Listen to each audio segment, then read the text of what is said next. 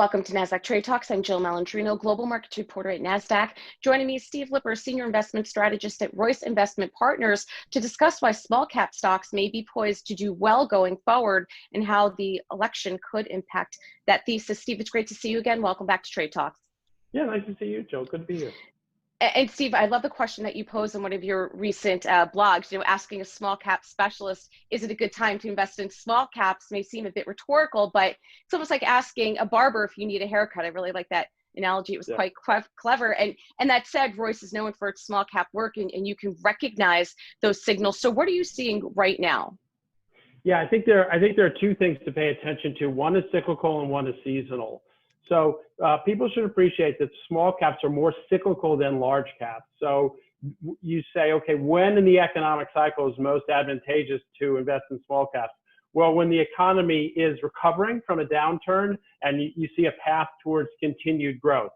Seems exactly like that's where we are now. Most expectations we agree with is 2021 is going to be stronger than 20 and 2022 stronger than 21.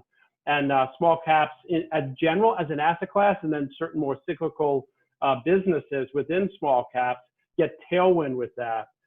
If I may, maybe just also let me add a seasonal aspect, which is really interesting in small caps. We went back and we looked in the last 75 years, and there's this unusual historical pattern of small caps having disproportionately higher return in the 6 months from November 1st to May 1st than any other time during the year. And just to quantify that for you, if you look over 75 years, the average 6-month return in small caps is like 6.9%. During the average November 1st to May 1st is 12%. So it's extraordinarily higher, and it's also much more of a spread of outperformance versus large caps. So to your questions, both cyclicality and seasonality seem to be tailwinds for small caps. Are there sectors or industries within this cap space that you favor over others?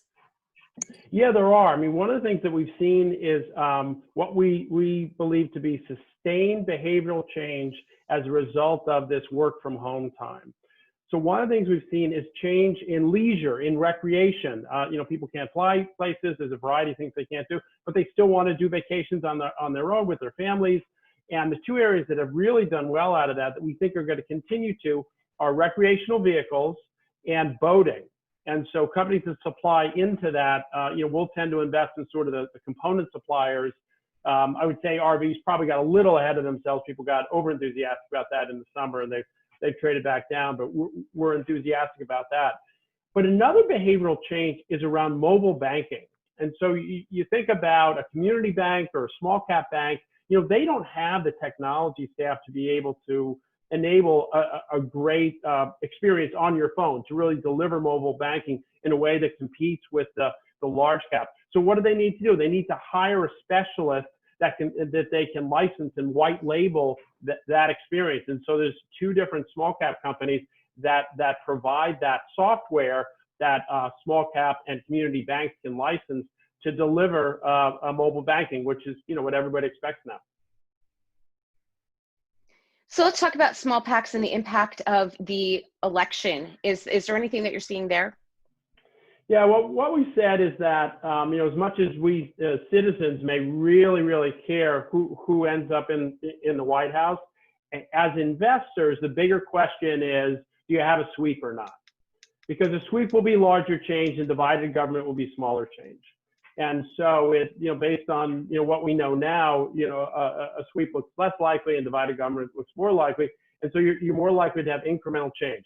What's the impact on that? Well, you're unlikely to see a very large stimulus. And so what we think is the economy will continue to recover on a moderate pace, because that's what our economies do. And people are probably better off at looking at longer term trends to invest than looking at for some particular insight out of divided government, because it's more likely to be very, very incremental change.